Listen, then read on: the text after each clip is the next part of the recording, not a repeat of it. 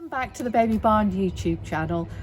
Today we thought we'd actually just touch base on a few hints and tips on pushchair maintenance, because this is something that tends to be forgotten. So here's a few ideas to deal with any queries or any squeaks, any rattles that may occur.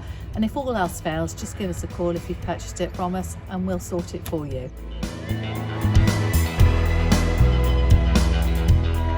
One, basically, if you've got the odd squeak, it may be down to, obviously we've had so many changes in the weather recently. It's beautiful sunshine, which is why we've chosen to do this outside, and then all of a sudden you have downpours, pushchair gets wet, maybe not dried out correctly, and things dry out. It's exactly the same as with your car. It needs a bit of TLC.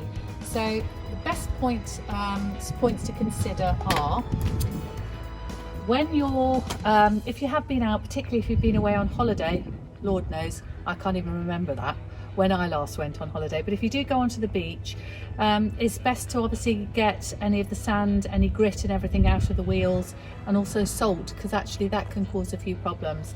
So I'm going to tip this on its back and basically make sure we don't damage the handle. Every pram's different, so this is a Mama's and Papa's Acaro, so ever so quick to release.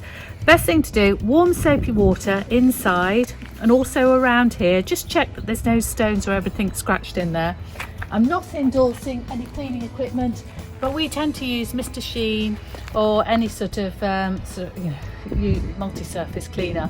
Give it a bit of a squirt around there, bit of a squirt in there. Just make sure, as I say, that there's no build-up of any dirt, etc., and then just pop that back on.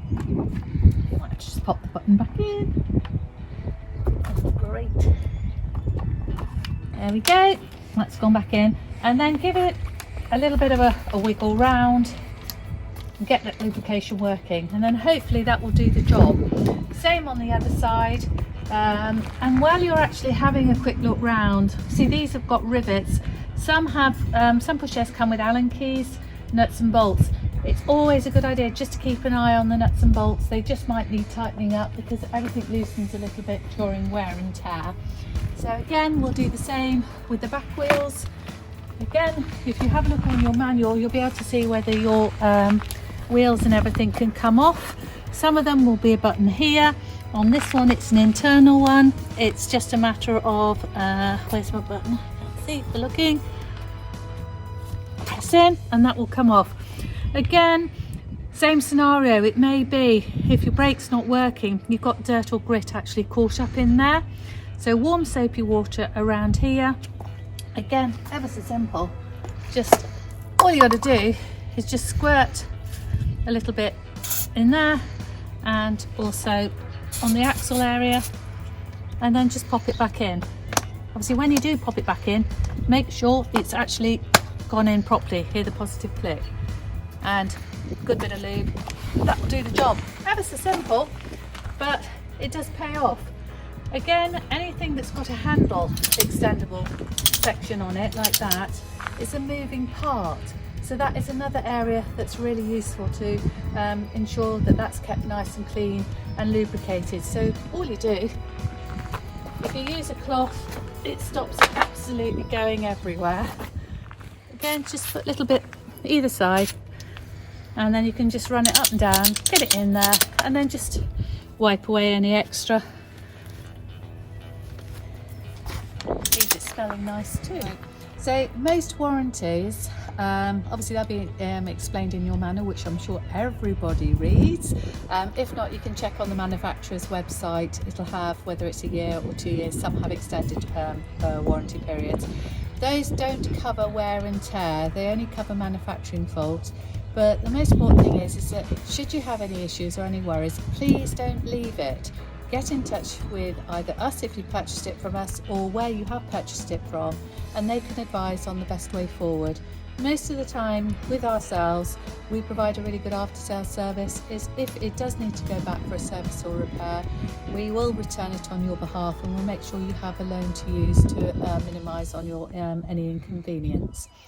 So the next comments that we do get, or the comments I should say that we do have, are every now and then my car seat sticks on the adapters. It's really difficult to remove.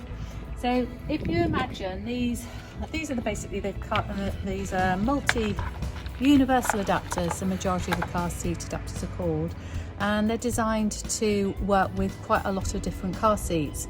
So a millimetre can make quite a difference to it sliding off really easily or not, so to speak, but the more you use it, the easier it does become. So one of the tips that we try and do, and we try and do this because we offer an assembly service as well, is that we do try and check that they are running as smoothly as possible. So one tip is Vaseline. This is Sainsbury's little ones, obviously we've robbed this from Lottie's changing back. Is that you just put a very small amount just on the sides here, and again on the inside. Just rub it, because plastic, you know, it's all a bit tough, and once it's been used a few times it will work. So we've done that, and then what we tend to do is also put some on the inside of the car seat that attaches onto here. Don't go mad because it's really sticky, and then we tend to just buff it a little bit. So just take the excess stickiness off, and then that should work for you. If not, if you haven't got any Vaseline, again, Mr. Sheen or multi-surface cleaner is fine. We tend to recommend Mr. Sheen predominantly for the wheels as well, rather than WD-40, because that can attract dirt and grit a little bit more so. So try that, see how you go, but we're always at the end of the phone if you need us.